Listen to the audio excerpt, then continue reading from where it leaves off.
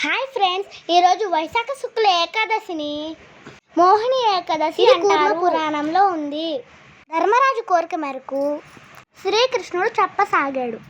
పూర్వం వశిష్ఠుడు శ్రీరాముడికి చెప్పిన కథ ఇది.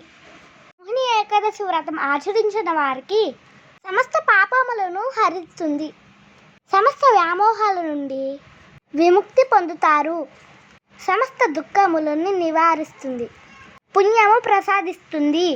పూర్వం సరస్వతి నది తీరంలో భద్రావతి అని పేరు గల పట్టణం ఉండేది. పట్టణంకు ద్యుతిమాన్ అనే రాజు పరిపాలిస్తున్నాడు.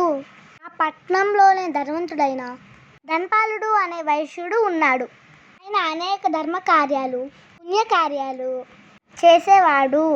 చలివేంద్రాలు, యాగశాలలు, సత్రములు మొదలైన వాటిని నిర్మించేవాడు.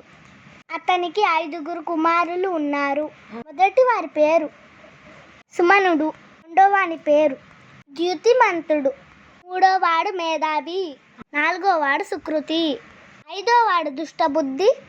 ఈ దుష్టబుద్ధి పేరుకు తగ్గట్టుగానే భయంకరమైన పాపాలు చేసేవాడు. జూదము వాడేవాడు, వేశ్యలతో తిరిగేవాడు, అతిథులను, పెద్దలను, వృద్ధులను, బ్రాహ్మణులను, చివరికి తల్లి తండ్రిని కూడా బాధించేవాడు. తండ్రి అడ్డు చెప్పడంతో బలమైన సేవకులతో ఇంటి నుంచి బయటికి పంపించేశాడు. తన ధనం అంతా అయిపోయాక ఆకలి తీర్చుకోవడానికి దొంగతనాలు చేసేవాడు. రాజభటులు తండ్రి మొహం చూసి శిక్ష తగ్గించినా మారకపోవడంతో రాజుగారు రాజబహిష్కరణ చేశారు. అరణ్యాలలో జంతువులు చంపి ఆ మాంసంతో జీవనం సాగించాడు.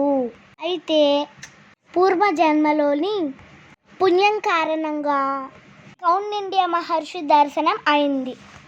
అది వేసవి కాలం గనుక గంగా స్నానం చేసి తడి బట్టలు ధరించి ఆశ్రమానికి వస్తుండగా ఆ దుష్ట బుద్ధి కూడా వస్తున్నాడు.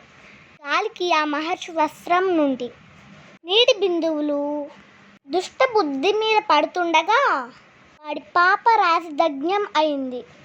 మహర్షి ఎదురుగా నిలబడి తాను చేసిన పాపాలకి పశ్చాత్తాపం పడి తన దగ్గర ధనం లేని అందున ధనంతో పని లేని ప్రాయశ్చిత్తం తెలియచేయమని కోరాడు. మహర్షి దివ్య దృష్టితో దుష్టబుద్ధి జీవితంలో పాపాలను తెలుసుకుని ఈ పాపాల నుండి విముక్తి కావాలి అంటే వైశాఖ మాసంలో శుక్లపక్షంలోని ఏకాదశి మోహిని ఏకాదశి అని దానిని ఆచరించు అని తెలియచేశారు. కౌండిన్య మహర్షి చెప్పిన విధంగా ఉపవాసంతో ఏకాదశి వ్రతం చేశాడు. దీని వలన దుష్టబుద్ధి పాపాలు నశించి దివ్య దేహం ధరించి గరుడ విమానం ఎక్కి వైకుంఠం చేరాడు. యజ్ఞములు, యాగములు, పుణ్యతీర్థాలు మొదలకు అన్నీ చేసినా అయిన రీతిలో ఏకాదశి చేసినా దానిలో 16వ వంతు కూడా సమానం కాదు.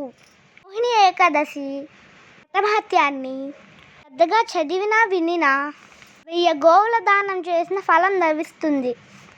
ఇప్పటి వరకు మోహిని ఏకాదశి వ్రతమహత్యం తెలుసుకున్నాము. మళ్ళీ ఇంకో వీడియోతో మీ ముందుకు వచ్చేస్తాను. హరే కృష్ణ కృష్ణ కృష్ణ హరే హరే, హరే రామ రామ రామ హరే హరే.